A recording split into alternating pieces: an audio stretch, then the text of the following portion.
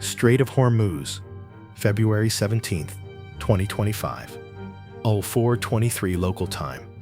12 Iranian fast attack boats, 67 Revolutionary Guard naval commandos, 1 American destroyer sailing through international waters.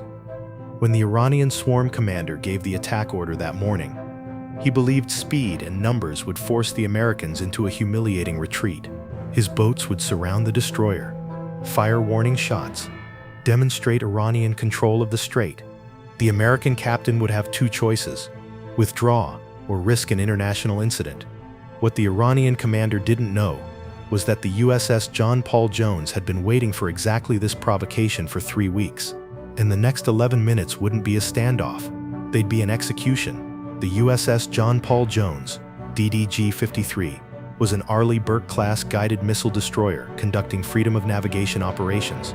Displacement, 9,200 tons. Crew, 323.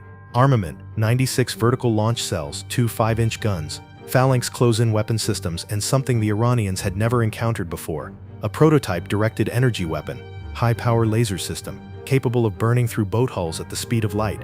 Cost per shot, $1. Captain Michael Torres had received classified briefing 3 weeks earlier. We're deploying the HELIOS system to your ship, high-energy laser with integrated optical dazzler and surveillance. It's been tested extensively. Now we need combat validation. What are the engagement parameters? Torres had asked. Defend your ship, document everything, show them what happens when they challenge American naval power with speedboats. The Iranian attack plan was textbook Revolutionary Guard doctrine. 12 Bagamar-class fast attack boats, each carrying 5 to 6 personnel armed with RPGs, heavy machine guns, and anti-tank missiles. Approach at maximum speed from multiple vectors. Surround the target. Create chaos through aggressive maneuvering. Force the Americans to choose between backing down or opening fire on small boats. Either outcome served Iranian propaganda. Retreat demonstrated weakness. Firing on small craft looked like bullying. At least that's how it had always worked. At 04:15, the Iranian boats departed their base on Keshem Island, engines screaming, crews checking weapons, formation splitting into 3 groups of 4 boats each. The commander's orders were explicit. Approach the American destroyer, get within 500 meters, fire warning shots across their bow, force them to alter course, film everything. What the Iranians didn't know was that US satellites had watched them load weapons.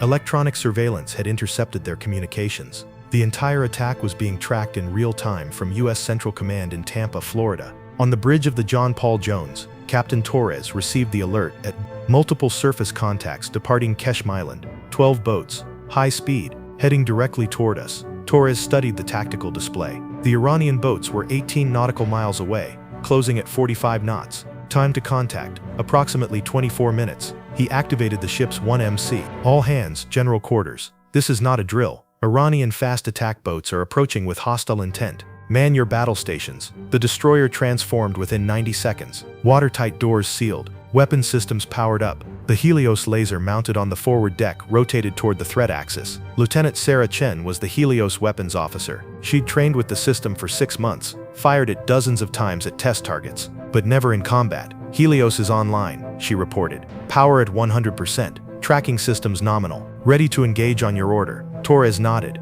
Hold fire until they're inside 2,000 meters. I want clear hostile intent, and I want them close enough that the laser can burn through hulls in seconds. At 04:31, the first group of Iranian boats appeared on visual horizon. 4 boats in line abreast formation, approaching at maximum speed. Crews visible on deck. Weapons pointed skyward in aggressive display. The John Paul Jones transmitted warning on international maritime frequency. Iranian vessels, this is U.S. Navy warship. You are approaching a U.S. military vessel in international waters. Maintain minimum distance of 500 meters, or you will be considered hostile. The Iranian commander's response crackled back in accented English. American warship, you are in Iranian waters. You will turn away or face consequences. Torres almost smiled. The John Paul Jones was 15 nautical miles from Iranian territorial waters, solidly in international space. The claim was absurd and documented. Iranian vessels, we are in international waters conducting lawful operations. Your approach is illegal and dangerous. Turn away immediately. No response.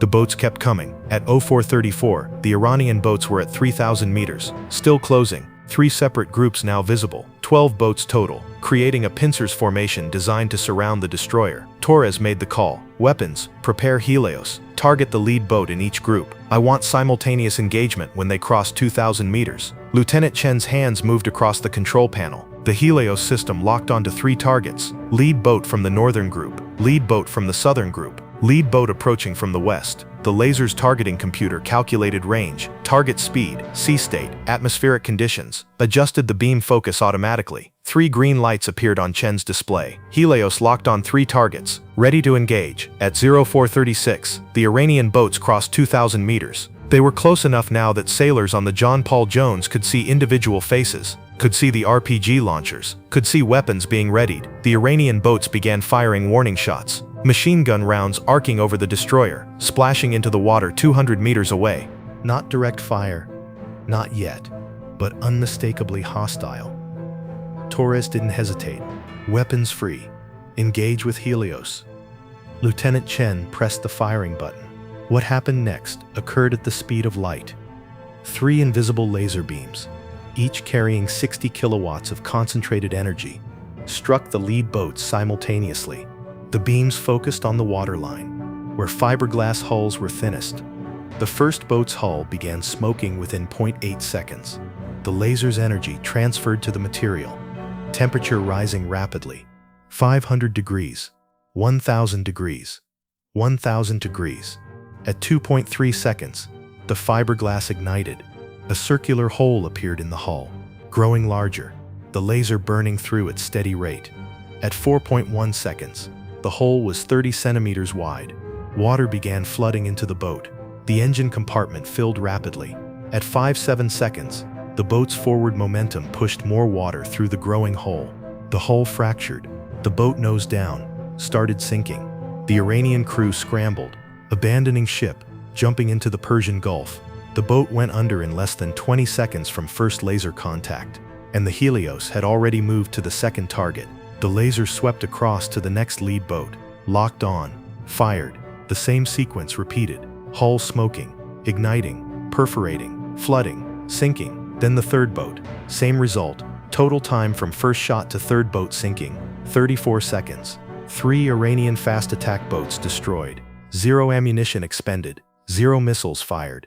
Just pure directed energy at the cost of electricity, approximately $3 in operational costs. The remaining 9 Iranian boats reacted with confusion and panic. They'd seen 3 of their lead boats sink, but they hadn't seen any missiles, hadn't heard any gunfire, hadn't seen any muzzle flashes. The boats had just burned and sank. The Iranian commander tried to reorganize. All boats, maintain attack, continue approach, but his crews had other ideas. They just watched 3 boats sink in half a minute. Whatever weapon the Americans were using, it was invisible and unstoppable. 6 of the remaining 9 boats turned away, breaking off the attack, retreating at maximum speed toward Iranian waters. 3 boats continued, either braver or more foolish than the others. Torres tracked them on his display. HELIOS, engage the 3 continuing boats. Same protocol.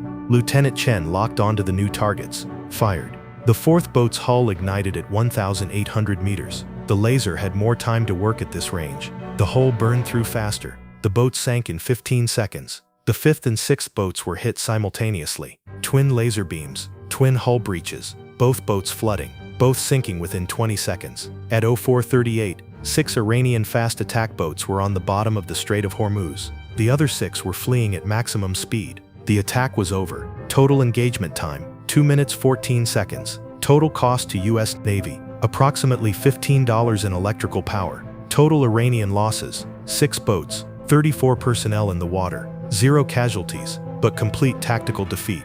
The John Paul Jones launched rigid hull inflatable boats, conducted rescue operations, pulled Iranian sailors from the water, provided medical treatment, detained them for questioning. The Iranian sailors were in shock, kept asking what had hit their boats. How did they sink so fast? What weapon was used? The Americans didn't answer, just processed them, documented everything, prepared to transfer them back to Iranian custody. But the intelligence value was extraordinary. The interrogations revealed the attack had been authorized by senior Revolutionary Guard commanders, was part of a broader campaign to challenge U.S. naval presence. More attacks had been planned, against other American ships, other provocations. All of that stopped immediately, because within hours, the Pentagon released video of the engagement, high-definition footage from the John Paul Jones, showing Iranian boats approaching, firing warning shots, then burning and sinking. The video went viral globally. Defense analysts watched it repeatedly, tried to understand what they were seeing. No missiles visible,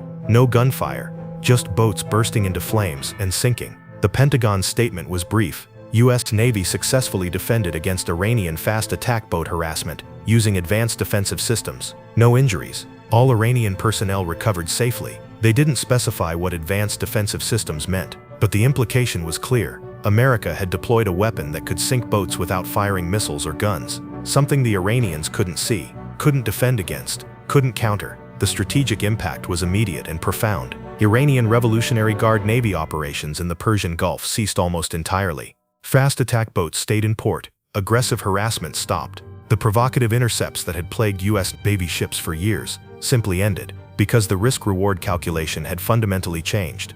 Approaching American warships now meant getting your boat burned out from under you, getting dumped in the Gulf, getting detained and interrogated, all with no ability to fight back, no way to defend, no counter-tactic available. The asymmetric advantage Iran had enjoyed for decades, using cheap boats to harass expensive warships, had been erased by technology. The HELIOS system cost $40 million to develop and deploy, but each shot cost less than a cup of coffee, could be fired unlimited times, never ran out of ammunition. The mathematics of naval harassment had reversed. Now it was expensive for Iran and cheap for America. Within 2 weeks, satellite imagery showed Iranian fast attack boats being pulled from the water, moved inland, hidden in warehouses and covered facilities. They weren't being scrapped, but they weren't being used either. The Persian Gulf, which had been one of the most dangerous operating environments for U.S. Navy ships, became remarkably quiet. Captain Torres was awarded the Navy Commendation Medal 3 months later for employing new technology under operational conditions, for defending his ship without escalation,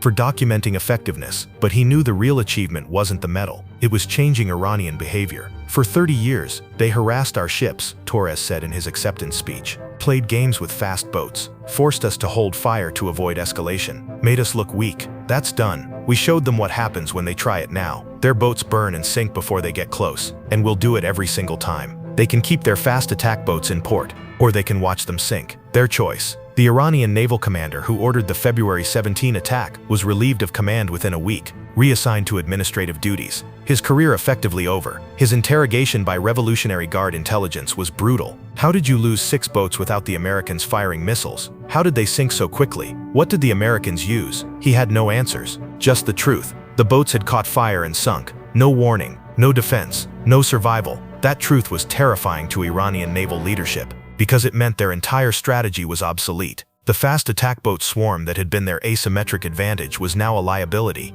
Any boat sent against American warships would simply be destroyed, burned from the water. The crews rescued and detained. The international maritime community took notice. The demonstration of directed energy weapons in combat conditions was a watershed moment. Navies worldwide accelerated their own laser weapon programs. If the US could sink boats with electricity, everyone wanted the same capability. The cost-effectiveness was too attractive to ignore, especially for counter-piracy, counter-terrorism, defense against small boat attacks. The era of expensive missiles against cheap boats was ending. The era of cheap lasers against cheap boats was beginning. For Iran, the strategic implications were devastating. Their navy had been built around asymmetric tactics, fast boats, mines, coastal missiles, tactics designed to make the Persian Gulf too dangerous for American carriers. But if fast boats could be burned out of the water effortlessly, the strategy fell apart. The entire operational concept became non-viable. Iranian military leadership held emergency conferences, analyzed the engagement, drew painful conclusions.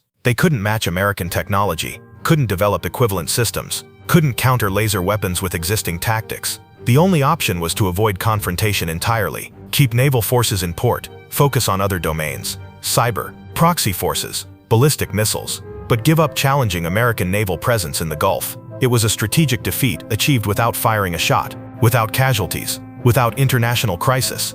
Just 6 burned boats and 34 wet sailors. The question Iran asked before the attack: can we force the Americans to back down with fast boat harassment? The answer America gave: try it and we'll burn your boats to the waterline in under 3 seconds.